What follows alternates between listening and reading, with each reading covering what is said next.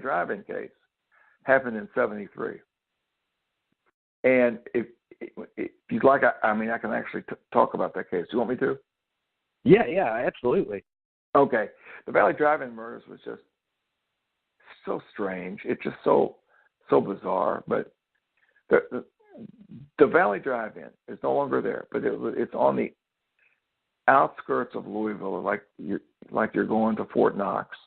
And at the time, 1973, it seemed to be more rural than even what it is now, because mostly between here and Fort Knox, it's pretty well built up. But this is back in 1973, and a couple losers from here in town, a guy named Tetrick and a guy named Sefchek, that decided that they wanted to start, robbing people and when it came to the drive-in, murdering them. The guy that did the killing was a guy named Tetrick, and he was always egged on by Sefchek, who refused to do the killing. But right before they started hitting the Valley Drive-In, Tetrick, I think, had stabbed a guy along Dixie Highway, and I should say the Dixie Highway runs out of Louisville, and it runs to like Westport, Kentucky, and on out to Radcliffe, Fort Knox, and all that. And it's a main route. It's like a four-way highway. Anyway, they had robbed somebody along there and stabbed this guy, but he survived. But for the Valley Drive-In murders, what they did, drive-ins are, for the most part, a thing of the past. But it used to be a lot of these drive-ins, of course, when you would pull in on normally like a little gravel road, before you got to the entrance of the drive-in, which is surrounded by a fence, and you go in, you would come to a booth. And it's right on the outside of the actual drive-in. I mean, it's within sight, but it's not really inside, okay? So it's kind of like off by itself, which there's plenty of people there when your cars are coming in one after another, but it can be a little on the lonely side if somebody comes in late. And what they did was, and I can't remember the date, but it was early June, they kidnapped a girl from there, and they told her to go. And I always tell people, if anybody pulls a gun on you and tells you to go or we're going to shoot you, run. Just run. They should always run. Because if you go with them, you're going to die. You're not going to get out of it.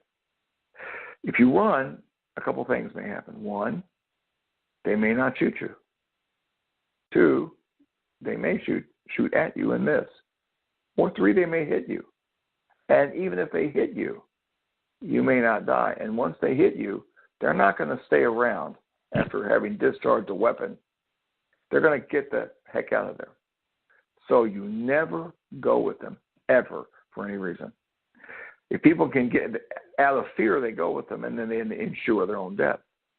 Now, if people knew better, they'd run. So, of course, she went. She didn't scream. She went with them. They robbed the cash drawer. This happened like around 11 p.m. The owners of the driveway, the wife was going home for just a little bit, and then she came back within like 15, 20 minutes, and the booth was empty. So these guys took her out and took her to an isolated spot off, I believe it was Weaver's Run Road, and so they raped.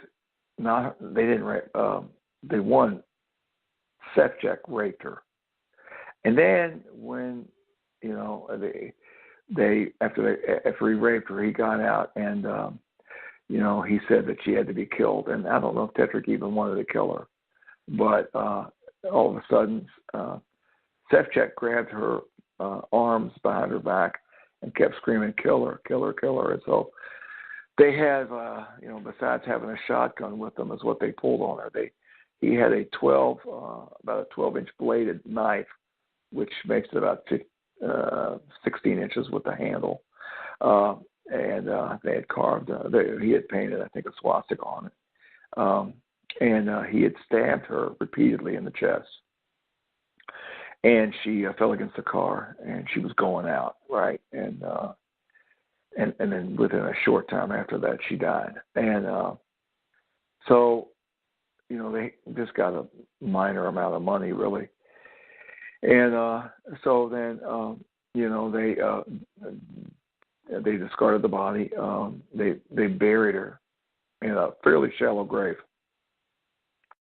Now, you think if they were the brightest lights on the tree, if they wanted to commit more murders, they wouldn't come back to that drive-in, right? Mm-hmm. But several weeks later, they decided to go back to that same drive-in because they're not bright lights on the tree. They're extremely evil people. They're very violent people. They're very dangerous people, but they're not very smart people. And between the time that they came back again, of course, the police are doing an investigation. The investigation has to do with the strange disappearance of this girl. And they're wondering if they had some odd things that I found in the police report that they were thinking maybe she took off. Maybe she just decided to leave. But yet her purse was there. Her father's car was there, sitting in the same place. You just don't up and leave like that. But thank God the police said, even though we have our suspicions about this, we're going to just go at this as if it's foul play. I mean, they just weren't sure what happened to her. But when most of that thinking that there was collusion, and that maybe it's really a fact that she took off, is when 3 weeks later, Ronald Shoemaker decided, to come to work. He was a soldier. They said he was really nervous that night. I don't know if he had a premonition, but they said he didn't act right that night. So maybe he had a bad feeling about coming into work that night, but he came in anyway. And more than one person there noticed this. And he was a soldier that was working part-time at the drive-in to earn extra. And he had a wife and a daughter. And since then, his daughter was a really sweet girl, has contacted me. I've gotten to know her, and I've actually met her. And in fact, I copied most of the case file for her, and she also bought the book. But I thought she was wanting to see the case file, so I copied it for her. Anyway, but so he was getting ready to leave the Army, and his plans were, he was having problems in his marriage. That marriage probably was not going to survive anyway. We don't know. But he had plans to enroll at the University of Louisville with his ultimate goal of becoming an attorney. And outside of having some problems in his marriage, he was showing great stability. He had gone through the Army. He was getting ready to discharge normally and on time, enroll in school. He was going to keep his job at the drive-in, working part-time. And he disappears. And the police are really starting to think that something maybe could be up between the two of them. But they proceeded like it wasn't the case at all, like it was foul play. But they weren't sure. It was so strange. And with him, they took him out to an isolated spot. And actually, he might be the one they took to Weaver's Run Road. I'm not sure. I think so. I think they took the girl someplace, maybe someplace else. It's real rural out there. You can pick 1,000 places within a mile. And so they robbed him, and they hit him in the head. When I say him, Tetrick, the same killer of the girl, hit him in the head with the butt of the shotgun, and he started rolling down this hill. And after that, he fired the shotgun after him, like into the body. But later, the coroner would say that he actually died of the skull fracture. And it turns out that not only were these guys so stupid as to come back to the same theater, they began talking about it. And, oh, by the way, this doesn't help. You don't take people with you when you're committing murder who don't know anything about it. But they had a girl in the car that night, and a young girl, teenage girl, and they said they were trying to get money together to get her sister out, who I believe was Tetrick's girlfriend, from jail. She was jailed in Louisville on some charge. All these people were jailbirds. And so when they pulled into the drive-in that night, she said, "Is this where you're going to borrow the money?" And they said, "Yeah." And she was witness to Shoemaker being abducted like this and to the murder. And apparently the killers had run their mouth to some other people, and some of the local youth in the area went out to see the bodies even before the police did of Shoemaker. And in fact, I know a guy who